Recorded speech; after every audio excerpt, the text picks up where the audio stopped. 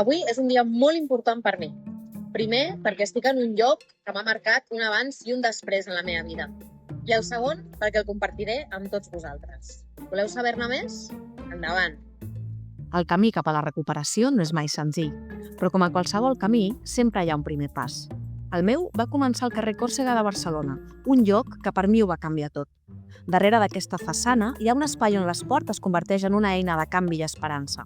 El 2022 em van portar fins aquí per sortir del consum que m'estava ofegant. La primera persona que em va rebre en aquest nou camí va ser l'Eduard Torres. Avui el coneixerem en una entrevista curta però intensa. Ell és fundador i director d'Esport Olive, un projecte que utilitza l'esport com a motor de recuperació. Exaddicte rehabilitat, la seva experiència personal i professional l'han convertit en una veu imprescindible. Avui ens obre les portes del centre per parlar-nos d'addicció i esperança, recordant-nos que sempre hi ha sortida. Aquí, en aquest espai ple d'energia i segones oportunitats, tindrà lloc una entrevista propera, humana i sincera. Una conversa que vol anar més enllà de les paraules, vol tocar emocions, obrir reflexions i posar llum allà on sovint hi ha foscor. Les històries que expliquem no són només entrevistes, són testimonis que poden canviar vides. Esteu preparades per una dosi de realitat? Endavant! Bueno, que sàpigues que per mi és un honor tenir-te aquí com a entrevistat. Sí, perquè al final jo crec que la nostra relació de moment són moltes etapes, no? Les han marcat moltes etapes. Jo encara recordo el primer cop que et vaig conèixer, que va ser a l'habitació d'aquí al costat, un desembre d'un 2022, sembla que era, un dia 16 o un dia 17, que jo estava desesperada i tu em vas donar llum, no? Gràcies. Sí. Ja sé que tu eres muy modosito, però per mi en aquell moment va ser el salvador. Total. Així, és que a vegades penso, quina paraula li donaria a l'Edu, no? Clar, el primer contacte per mi va ser la persona que em va salvar la vida, no? Bueno, al final jo crec que no et vaig salvar la vida perquè, a no ser que recullis algú del mar, no? Però jo el que crec que et vaig donar una esperança i fer-te com que tu agafessis consciència que hi havia una possibilitat de recuperar-se. Sí. I aquesta possibilitat jo la vaig posar sobre la taula, però qui la va agafar i qui la va transformar en un projecte de recuperació molt maco has sigut tu. Sí, no. Potser no em va rescatar del mar, però d'un pou molt profund, segur, no? Sí, però jo et vaig ensenyar que hi havia una escala per sortir. Però sí, no, totalment. jo no havia pujat l'escala, jo no vaig pujar a cap graó d'aquella escala i qui va decidir pujar aquella escala, que ha ido a ratos más rápido, a ratos más lento, a ratos más fácil y otros más difícil, vas ser tu. Vull dir, al final, jo sempre dic el mateix, vull dir, al final, i això ho vaig aprendre jo, jo vaig sortir del centre de recuperació i durant molts anys li vaig dir el mateix que m'estàs dient tu ara. I que ells m'havien salvat, que ells m'havien... I ells em van dir, no, has fet tu el camí. Jo no, ha sigut vosaltres. I el 2000... ja teníem Esport Olive, crec que era 2014-2015, va haver un usuari que teníem que va acabar el triatló de Barcelona i el pare em va donar una abraçada i em va dir, el que has fet tu pels nostres fills no ho ha fet ningú. I a mi em va sortir de dintre dir-li, jo no he fet res, ho ha fet tot el teu fill. I vaig dir, hòstia, espera'm un moment, i vaig trucar al centre i li vaig dir, Fina, tenies raó, no has fet res, tot ho he fet jo, apa, adéu. Em vas adonar, no?, de com canvia... Com canvia? Ja. Però al final, clar, el que tu dones és un recurs màgic, no?, en aquell moment, i tant per l'usuari com per la família, i... Bueno, jo crec que ajudes i que dones esperança, no?, llum, i en els pitjors moments, i això al final és fer molt, Que sí, que el camí el fem nosaltres, que el nostre ritme, passito a passito, però, ostres, que hi hagi algú obrint-te camí, això... Bueno, això és important. Jo crec que Però jo obro camí, tu estaràs obrint camí, tu obres camí, qualsevol usuari que estigui aquí obre camí amb una persona que ve el primer dia i està igual de desesperat, i està malament de forma i li costa molt, i li diu... Vull dir, al final, jo penso que les persones que estem en aquest sector o que ens hem recuperat d'un problema d'addiccions, part de la devolució que podem fer a la societat és, per lo menys, Ajudar i tornar una mica... o donar aquesta esperança, no? Vull dir, no pot ser que no puguis ajudar o que no vulguis ajudar, però sí que tens quasi l'obligació de dir sortir-se'n és possible. I jo sempre aquí agafo la primera frase que em va dir un psiquiatre, el doctor Fàbregas, quan vaig entrar a la clínica Cita, que em va dir... El meu germà li va preguntar quin percentatge d'èxit tenen vostès? I el doctor Fàbregas va dir 100%. I jo vaig pensar, hòstia, mira la meva família, que intel·ligents, que m'han portat a una clínica de recuperació que es recupera tothom. I el meu germà va dir, a veure, què vol dir vostè 100%? I va dir, jo porto 40 anys en aquest sector i no he vist cap persona que es vulgui recuperar d'una addicció que no s'hagi recuperat. Llavors, l'addicció jo crec que té, entre cometes, aquesta part molt diferencial d'altres malalties. Per això jo em genera tantes dubtes, no? Si és una malaltia, és un trastorn, és quelcom emocional que no sabem bé el que és, perquè no hi ha altres malalties on la voluntat del pacient garanteixi la recuperació. Tu tens un càncer i has de tenir ganes de recuperar-te, però has de tenir sort. I la medicina ha de funcionar. Tu tens una grip i has de tenir sort que jo no es compliqui amb una... No és que tu diguis per la nit, mira, amb la teva parella, no? Li dius, mira, estic fins als collons d'aquesta grip, mañana por la mañana ya no la voy a tener. Toma mucho frenadol y ya veremos lo que pasa. En canvi, amb l'addicció tu dius, demà jo deixaré de ser un addicte. I, per suposat, hi ha que tenir aquesta decisió i després posar-te en mans d'un equip terapèutic que t'ajudi, no? O a un equip terapèutic, un equip esportiu, una família, si la tens. Vull dir, tu has tenir molta sort a tenir la família que tens. La teva mare, el teu germà, el teu pare... El teu pare amb el teu procés va fer també els seus esforços, te'n recordes? Sí, mare de Déu. Per poguessis anar a tu a casa, que tinguessis un ambient confortable, que no hi haguessin riscos... Vull dir, també va fer canvis, no? Llavors això, tu coneixes moltes persones que han estat aquí i han estat companys nostres que estan sols. I és molt més difícil en soledat tot això. Totalment, totalment. Potser per aquest motiu, per voler ajudar els altres i generar canvis en la vida dels altres, potser per això va ser la decisió d'emprendre el projecte d'Esport to Live? Perquè explica'ns una miqueta, Edu, què és això d'Esport to Live? Jo ja m'ho sé molt bé, però que surti de tu. Esport to Live és una empresa social compromesa a mantenir una comunitat activa i saludable, a millorar el benestar de les persones a través de l'activitat física, l'exercici i l'esport, i sobretot ens adrecem a 3 col·lectius.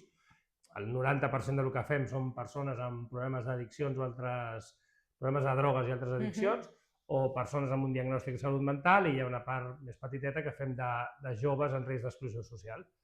Llavors, nosaltres el que volem i el que fa 13-14 anys que pensem és que l'esport pot esdevenir una estratègia terapèutica complementària a les teràpies més convencionals o més innovadores, no? I això és el que fem des de l'any 2013.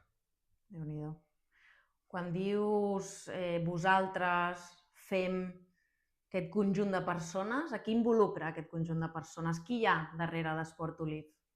Doncs mira, darrere d'Esport to Live hi ha quasi 40 entrenadors i entrenadores, hi ha una direcció esportiva superpotent liderada per la Maria Rovira, hi ha una direcció financera molt robusta i molt acurada i molt professional, que és el Miqui, i estic jo, que l'únic que faig és anar-los complicant la vida perquè cada vegada els vaig portant més persones, més programes, i jo la meva tasca aquí és complicar la vida a la resta. Ajudes a uns i compliques els altres, no? Ajudes a uns i complico els altres.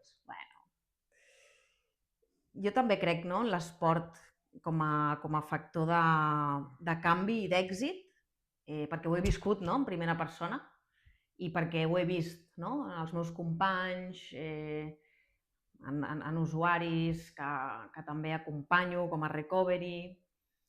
I cada cop també me n'adono més que la gestió emocional també és un pilar fonamental, no?, en aquesta recuperació. A més, també doncs, per aprendre a la vida a gestionar certs moments, certes situacions que, bueno, que al final això no ens ho ensenyen. No. I no sé si tu opines igual o creus... Perquè jo crec que un dels motius que em va portar doncs, a tenir problemes amb l'addicció i a l'abús de substàncies va ser la no gestió emocional. Bueno, al final, diguéssim que l'addicció és el símptoma d'una mala gestió emocional. El 100% de les persones que hem patit una addicció hem tingut molta dificultat per gestionar la nostra ràbia, la nostra ira, la nostra frustració, la nostra alegria, etc. Llavors, tu tens tota aquesta dificultat per gestionar les teves emocions i allò és com un run-run, no?, que tens a dintre, que es va coent, i quan prens un cubata, fas una aposta al casino o fas una ratlla de cocaïna, allò es calma. I llavors, els addictes anem a buscar moltes vegades la substància amb el mateix mecanisme que una persona malalta va buscar, quan tens mal de cap vas a buscar l'ibuprofeno. És un remei. Una cosa és el mal de cap i aquest és un remei a aquest run-run emocional que no ens deixa viure. I sí, no s'entrena, que també és veritat que és una cosa difícil d'entrenar, però les escoles podrien ensenyar als nens a identificar les seves emocions. Sí. I que els nens, en comptes de contestar sempre com estàs, bien o mal, pues puguin dir, pues estoy triste, pues estoy nervioso, pues estoy ansioso, pues estoy contento, pues estoy feliz. Posar nom. Posar nom a aquelles emocions. I només ens quedem com estàs, bien o mal. Ja. I amb això tenim moltes dificultats a aquest país. Aquest país i al món en general. Sí. Al final jo crec que es pot extrapolar a nivell internacional, no? Perquè al final, ostres, bueno, pot ser un gran principi per no... Bueno, per treballar interiorment, no?, tot aquest malestar i no malestar, no? Perquè crec que també hi ha emocions com l'alegria, com l'eufòria, doncs que s'han de saber portar, perquè en el nostre cas, vull dir, tant pot ser una emoció més negativa o positiva que sigui un risc, no?, i una senyal d'alarma i que s'hagi de controlar. Perquè crec que la gent només pensa en quan sent ràbia, frustració, odi, que llavors, ojo, no?, vigila, que potser hi ha risc de consum, però al final quan sents alegria, quan sents eufòria, aquesta felicitat, doncs també, no?, a vegades ho podem prendre com una recompensa, com un ui, estic feliç, doncs vinga, vaig i consumeixo. Crec que tot això s'hauria de treballar, no?, i crec també, com tu, opino que com més petits ho comencin a treballar, millor, perquè després podem evitar moltes situacions i moltes addiccions. Sí, totalment. I les emocions, al final, no hem de pensar que hi ha emocions dolentes i bones, perquè moltes vegades la por és una emoció que està dissenyada per salvar-te la vida. També, correcte. És una emoció que tu sents por, el teu cos s'inunda d'adrenalina, es tensa la teva musculatura i pots escapar del lleó, que és... Sí. Vull dir que pots córrer més, no? Totalment. Llavors, la por en principi és una emoció negativa, o la tristesa. Si tu has tingut una pèrdua de la teva família, el normal és que estiguis trist i no passa res per estar trist. Llavors, però vivim en un món una mica artificial on sempre sembla que hem d'estar bé. I estar bé és estar content, estar bé és tenir diners, estar bé és tenir una dona, estar bé és tenir amics, estar bé... I no és així, vull dir, no hi ha un concepte d'estar bé. És una cosa molt personal, no? I hi ha persones que estan bé soles i hi ha persones que estan bé Llavors, Total. tots aquests conceptes jo crec que són conceptes que tenen que anar canviant, però que costarà Sí, molt. Com deien els Manels, ens costarà Déu i ajuda arribar fins aquí. bueno, això em ressona una mica també el tema dels estigmes i les etiquetes, no? Que també crec que és un camí, vull dir, per poder-ho canviar, que costarà, no? Sobretot aquest estigma social dels addictes, aquestes etiquetes que pesen tant i que fan tant de mal, perquè tu què creus que es pot fer per canviar-ho? Obrir-nos al diàleg, normalitzar aquestes situacions d'abús de substàncies, de problemes emocionals... Bueno, és a dir, l'estigma a l'addicció ve perquè les persones addictes històricament han sigut delinqüents, han robat, etc. I això només passa perquè la droga segueix sent il·legal avui dia. És a dir, un gram de cocaïna portat de forma legal al port de Barcelona costaria 0,30 cèntims. Si la cocaïna després, un gram de cocaïna costés €1, ningú robaria. Ningú robaria per prendre cocaïna. No està clar que a la gent hi hagués més cocaïnòmens, no perquè una cosa sigui... El vi val 1,80 una ampolla de vi i no tothom està tot el dia comprant cartrons de Don Simón al súper. Llavors, l'estigma ve d'aquí, no? Ve dels anys 80. Abans no hi havia estigma per als problemes d'addiccions, perquè era una cosa, la droga de les èlits. I les èlits tenien diners per pagar-ho i no hi havia cap estigma. I Churchill era un gran consumidor d'opi i no hi havia un estigma cap a ell. I era un gran consumidor de ginebra i no hi havia un estigma cap a ell. L'estigma es genera sempre als més desfavorits i quan es genera violència. Llavors, davant de l'estigma, què podem fer? Una, entendre que les persones amb un problema d'addiccions es poden recuperar i en comptes d'oferir-los un estigma, oferir-los camins de recuperació, ja sigui a la sanitat pública, ja sigui a la privada, ja sigui a entitats esportives, ja sigui el que sigui. Dos, informació.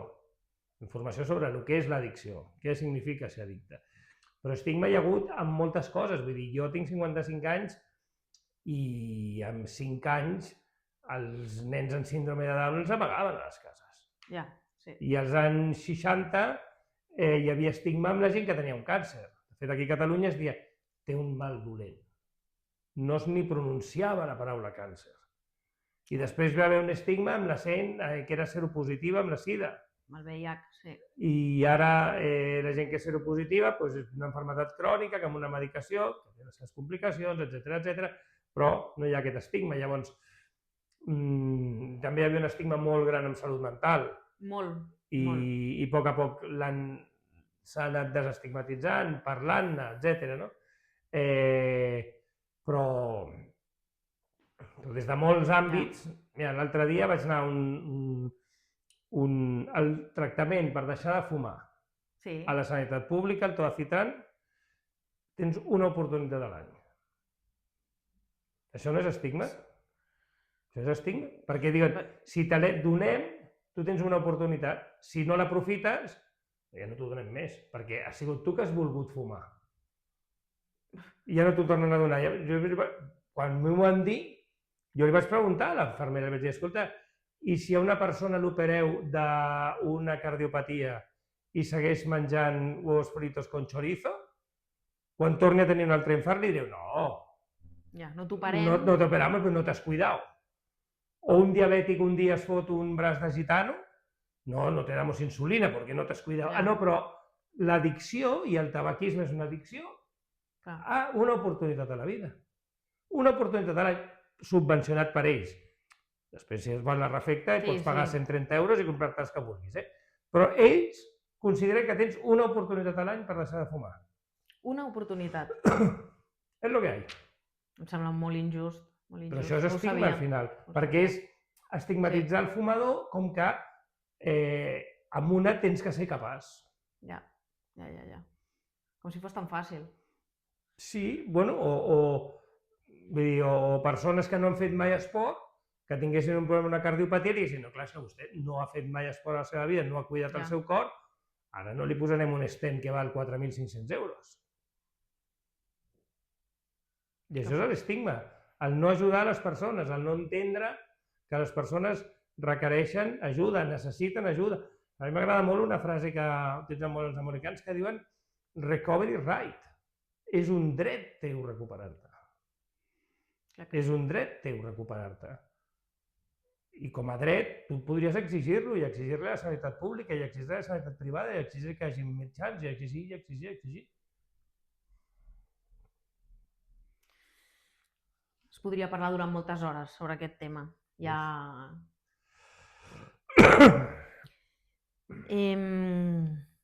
Tu estàs en molt de contacte amb usuaris, amb persones interessades i amb les seves famílies també, no? Elles poden ser les primeres en jutjar o les primeres en ajudar. Com a intervencionista familiar,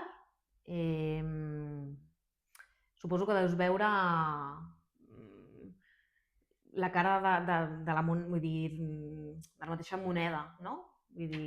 Però per això et vas fer intervencionista familiar? I què és exactament això d'intervencionista familiar? Mira, jo em vaig fer intervencionista familiar perquè l'any 2015 vaig conèixer el José Luis Martínez, que és el principal, el més bo intervencionista familiar que hi ha aquí a Espanya, i ell va portar aquest model que ve als Estats Units, que és una figura que prepara unes reunions molt cuidadosament preparades amb les famílies per trencar la negació d'una persona per anar a tractament. I és, com es diu, de passar del no al sí. Llavors, tots coneixem casos de persones amb problemes d'addiccions que tu els preguntes, oye, ¿por qué no te ingresas? I perquè jo estic bé, ho fa tothom, por 4 ratlles que me meta, i quan li dius, bueno, no són 4 ratlles, són 44, li has robat les joies a la teva mare, has tingut 2 accidents de cotxe molt greus, t'ha tret el carnet de cotxe, etc. Encara així segueixen en negació. Llavors aquesta figura el que fa és, amb la família, perquè jo sempre dic que alguns pares em diuen no, però tingues una xarra tu amb ell. I sempre els dic, mira, jo si pogués tenir xarres amb persones i convèncer-los perquè anessin a un centre de recuperació i necessitin un procés de recuperació, tindria una oficina al Passeig de Gràcia, cobraria 10.000 euros per aquestes xarres i tindria cua. Dic, aquí qui té la força són la família. La mare dient-li al fill que s'ha de posar en recuperació, el pare, el germà, el tiet, l'àvia, l'amic de tota la vida. Són aquests els que estan en capacitat. Llavors, nosaltres els intervencionistes el que fem és modular, moderar, motivar i que la reunió familiar vagi pels camins que els protocols dels intervencionistes sabem que són els que faciliten més que la persona comenci el procés de recuperació. Jo em vaig fer intervencionista perquè vaig trobar aquesta figura superinteressant i a més lligava molt perquè deia, ostres, jo puc fer intervencions que les persones posin en recuperació, després van a un centre, fan un tractament ambulatori i a la part d'inserció, hòstia, els torno a agafar i jo els acabo d'ajudar amb la part d'inserció de l'activitat física, l'exercici i l'esport. Llavors és una mica de, en comptes de tancar el cercle, obrir el cercle. Sí, totalment. I seguir per ells el mateix camí, amb la mateixa figura, no? I jo crec que això tens, bueno, agafes, no sé, molt de més rigor, no? Vull dir, si ja vas amb la persona que t'ha ajudat de bon principi, segueixes el procés i mantens amb aquesta persona, doncs jo crec que això, com a persona interessada, ajuda molt, ajuda molt.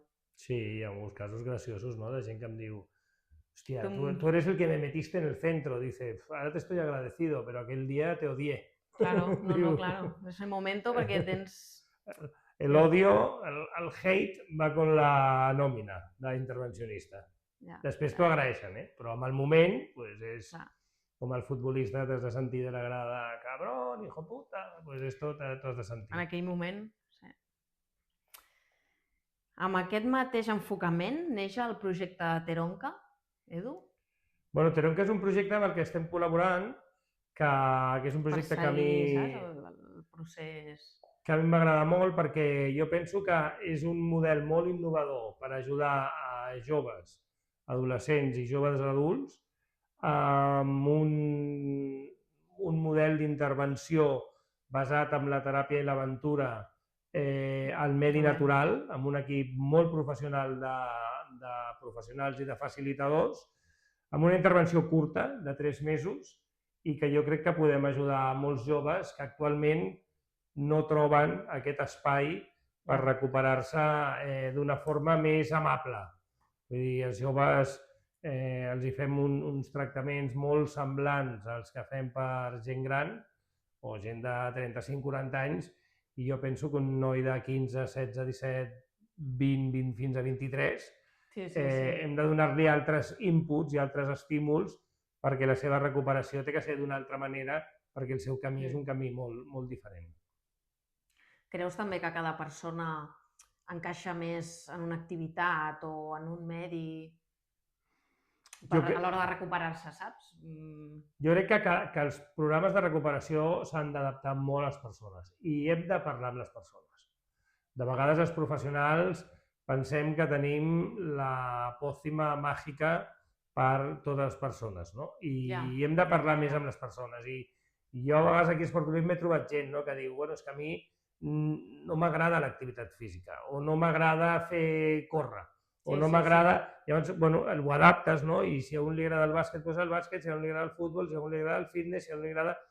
Llavors, per això nosaltres vam, una de les raons, decidir fer com fitness, no? Diguéssim, perquè sí que és una cosa que t'agradi més o menys, és molt bona per a la teva salut. Llavors, moltes vegades jo els dic, jo entenc que potser en aquest moment no és el teu esport que més t'agrada, però per fer el teu esport que més t'agrada sí que t'anirà molt bé tenir una condició física bona. I això et permetrà tenir una bona condició física i és una mica per això vam escollir aquest tema del fitness. I aquest projecte de Teronca, a quina població o a quina zona... Explica'm una miqueta, vull dir, perquè això serà com un campus, entenc, que fareu a l'aire lliure, però serà en algun lloc en concret, en algunes instal·lacions... Nosaltres estem mirant zones, tenim com diverses alternatives, pràcticament segur serà a la província de Girona, a la zona de la Garrotxa o l'Empordà. Bones zones. Sí. Al costat de la Fageda, potser podem fer la mitja. Mira, podem fer una mitja, exacte. Molt bé, molt bé. I llavors és unes tendes de campanya, aquestes de glamping, és a dir, tendes de campanya, però amb llits, armaris, amb molt de confort, durant 3 mesos, i des d'allà es fan excursions, aventures, sortides, trails, sortides en bicicleta... M'encanta la idea, vull dir, jo crec que... Molt bé, pinta molt bé. Bueno, això ve d'un model que es diu Wilderness Therapy, que ve dels Estats Units, que als Estats Units el que fan és agafar un grup entre 8 i 12 joves, motxilla, perquè Yellowstone, 3 mesos de ruta. El problema aquí a Espanya és que no ho pots fer, perquè no trobes un lloc on estiguis 3 mesos de ruta sense passar per un poble. I quan passes per un poble, el risc que tens és que algú digui, oye, jo ja em quedo aquí al bar, seguiu vosaltres caminant. Llavors això a l'Europa continental és molt més difícil de fer. Els Estats Units encara tenen aquests espais naturals tan salvatges. Aïllats, sí, tan salvatges. Tan salvatges encara. Molt bé, doncs res, felicitats pel projecte. Estem arrencant, a Esportolib col·laborem, dissenyant tota la part d'activitat física, exercici i esport, i amb moltes ganes. Molt bé. Felicitats. Ja per anar acabant una miqueta, no sé quin consell voldries donar tu a alguna persona que es troba en un moment, aquest moment tan crític, no?, de trobar-se en un pou profund i voler sortir de l'addicció, però que no acaba de veure la llum, té una família darrere que el pressiona... Fins i tot què li diries a la persona i què diries a la família, no? Quins consells o potser en el teu moment que t'hagués anat bé que et diguessin o no sé, primer que et sortirà al cor. Mira, el que li diré a la persona és que es doni una oportunitat. Que es doni una oportunitat de viure en plenitud i sense drogues. Perquè moltes vegades fa molts anys que no viuen i senten el que és estar en plenitud. L'altre dia parlava amb un usuari d'aquí que diu, jo vaig començar a fumar porros amb 15 anys, tinc 55 i no he estat cap dia de la meva vida sense fumar porros. Déu-n'hi-do. Que li diria, tu mai has viscut la vida serè. Llavors, que es donin una oportunitat, que ho provin. La meva experiència és que la gent que es recupera li dius, hòstia, si vols ara podem tornar a la droga, a la bogeria, a l'alcohol i tots diuen que no. Llavors és dir, prova-ho i també per altra banda, jo també els dic moltes vegades, prova-ho i si dintre d'un any vols tornar, torna-hi, però prova el que és. I a les famílies els diria que recolzin els seus éssers estimats que pateixen de l'addicció, que busquin recursos professionals, que s'informin i que no jutgin ni pensin que el seu familiar, o el seu fill, o el seu pare, o el seu cosí pren drogues perquè ell les vol prendre, perquè en un estat avançat de l'addicció molta gent, un percentatge molt alt de gent acaba consumint drogues sol a casa seva i quasi plorant de l'angoixa, però és el camí que han trobat per gestionar el que dèiem al principi, aquest malestar emocional, no? I al final no és que no vulguin, és que no poden. Sí, no és que no... Sí. Gràcies. També així per acabar, no sé si podries recomanar o nombrar alguna pel·lícula o alguna cançó, alguna sèrie, algun llibre que al llarg de la teva vida o al llarg d'aquests 16 anys que portes net, doncs que, no sé, que t'hagi marcat, no? Evidentment, doncs, lligat al tema del consum o de la recuperació, no sé, si et ve alguna cosa al cap. Sí, hi ha una cançó que sempre m'ha acompanyat, que es diu Don't Give Up, del Peter Gabriel, i que parla de no rendir-se, de continuar, de no rendir-se. I aquesta cançó, en moments dolents, sempre he pensat, Don't Give Up. Don't Give Up, està clar, està clar.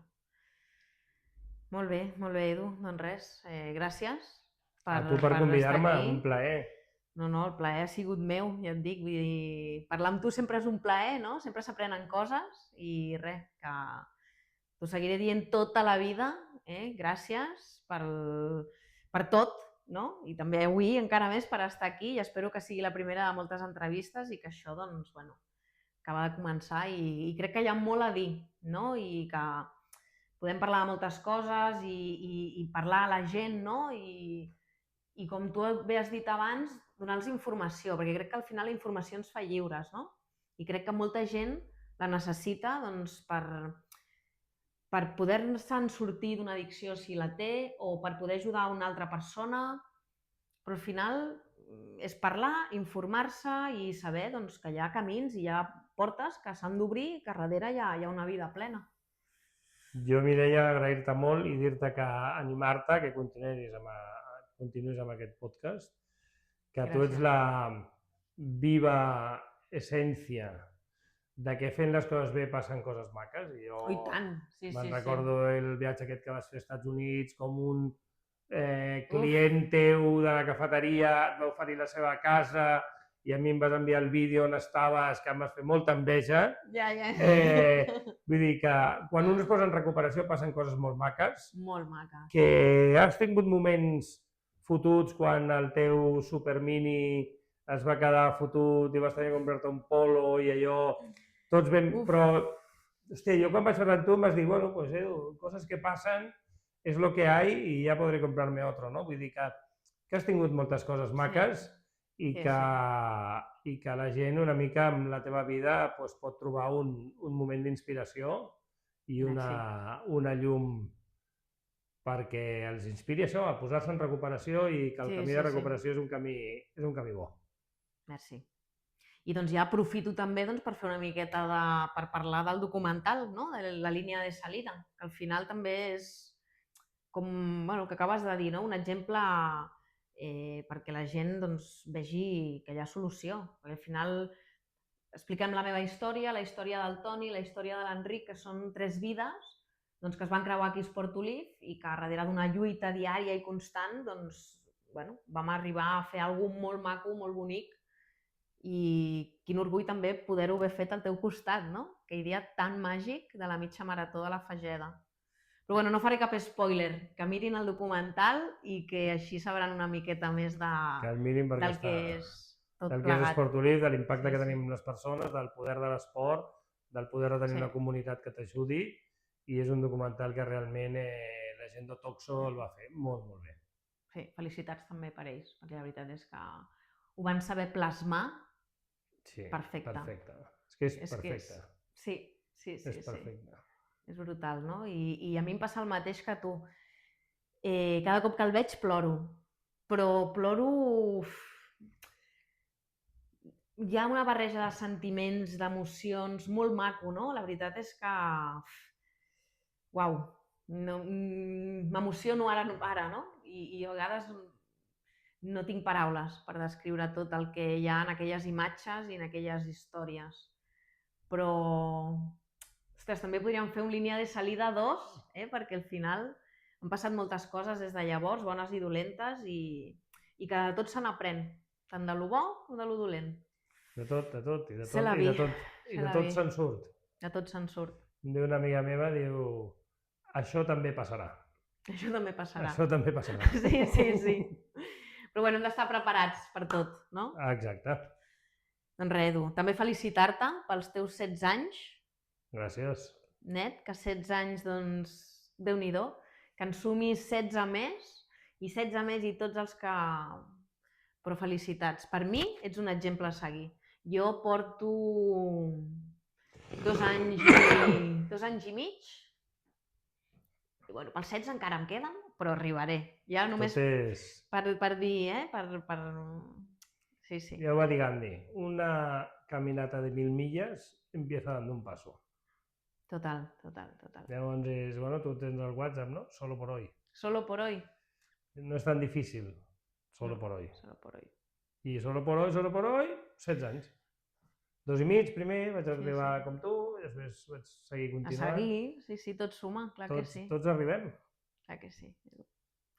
Doncs res, mil gràcies, de tot cor. A tu, Mireia. Una abraçada. Una abraçada. Gràcies.